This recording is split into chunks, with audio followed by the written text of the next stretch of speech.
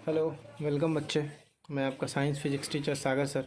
जैसा कि मैंने आपको वीडियोस में बहुत सारी बातें बताई थी, चैप्टर 11 जो कि फिजिक्स का आपका पहला चैप्टर है, फोर्स एंड प्रेशर, उसके बारे में आप लोगों ने वीडियोस देखे होंगे।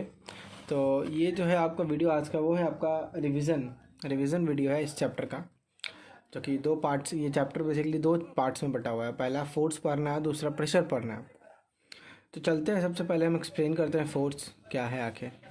जब भी हम किसी बॉडी को पुल या पुश करते हैं, या वो अपना शेप, साइज़, प्लेस चेंज करता है किसी किसी एक्सटर्नल अप्लाई या किसी एक्सटर्नल फीचर्स के कारण चेंज करता है, या किसी एक्सटर्नल फैक्टर के कारण चेंज करता है, तब उस बॉडी में जो लगता है वो होता है फोर्स।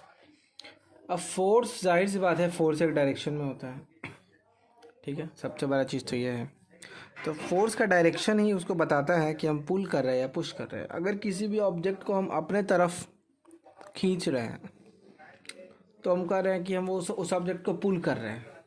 अगर उसी ऑब्जेक्ट को हम दूसरे के तरफ ढकेल रहे हैं तब हम कहेंगे कि पुश कर रहे हैं। तो जाहिर सी बात है इस तरह से फोर्स को हम लोग समझ सकते हैं ईजिली वे में। उसके बाद फोर्स, जाहिर सी बात है, लगता है तो इंटरेक्शन होता है जिस पे फोर्स लगा रहे हैं और जो बॉडी फोर्स लगा रहा है, मतलब हम और जिस पे हम फोर्स लगा रहे हैं, वो दोनों में इंटरेक्शन जो हुआ, वो इंटरेक्शन किस तरीके से हुआ, क्यों हुआ, आखिर क्या कारण था।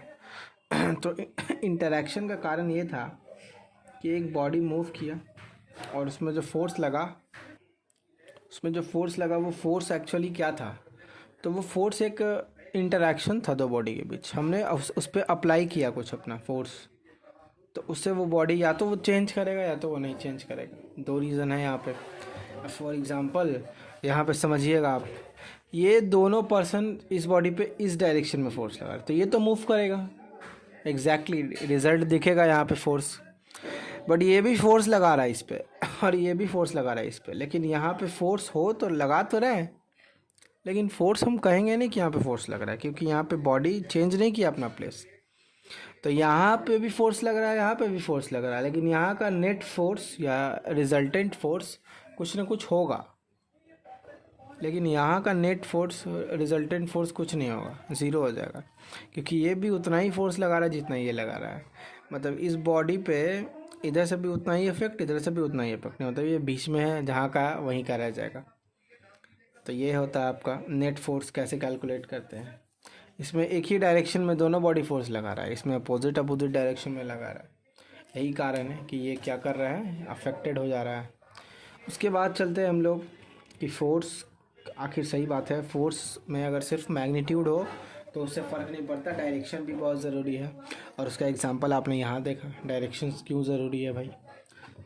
चलेंगे, हम बात करेंगे फोर्स के कुछ इफ़ेक्ट्स के बारे में।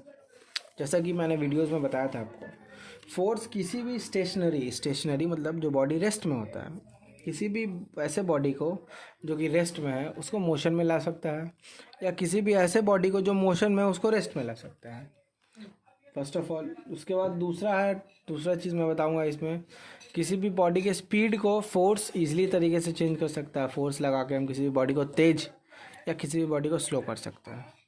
फोर्स किसी भी बॉडी के डायरेक्शन को भी चेंज कर सकता है। फोर्स किसी भी बॉडी के शेप और साइज़ को भी चेंज कर सकता है। फॉर एग्ज़ाम्पल, अगर किसी लोअर या किसी सॉफ्ट ऑब्जेक्ट पे फोर्स लगाया जाए तो वो बीच से टूट सकता है, या वो अपना शेप चेंज कर सकता है। तो इससे पता चला कि फोर्स के कारण शेप भी चेंज होता है। उसके बाद चलेंगे कि फोर्स को डिस्क्राइब दो तरीके से करते हैं। मैं अभी भी बताया था आपको थोड़ी देर पहले, मैग्नीट्यूड प्लस डायरेक्शन। मतलब मैग्नीट्यूड का मतलब फोर्स का जो वैल्यू, और डायरेक्शन में मैटर करता है कि आखिर वो फोर्स किस डायरेक्शन में लग रहा है। ठीक है, तो ये दो चीज़ या ये दो फैक्टर जो फोर्स को डिस्क्राइब करते हैं। अब हम चलेंगे टाइप्स ऑफ फोर्स के बारे में। तो दो तरह का फोर्स, एक कांटेक्ट और दूसरा नॉन कांटेक्ट। कांटेक्ट फोर्स जिसमें दो बॉडी, जिस पे फोर्स लग रहा है और जो फोर्स लगा रहा है, वो दोनों बॉडी आपस में अगर कांटेक्ट में हो तो उसमें मतलब उसको बोलेंगे कांटेक्ट फोर्स। कांटेक्ट फोर्स में मस्कुलर फोर्स आता है, फ्रिक्शनल फोर्स आता है।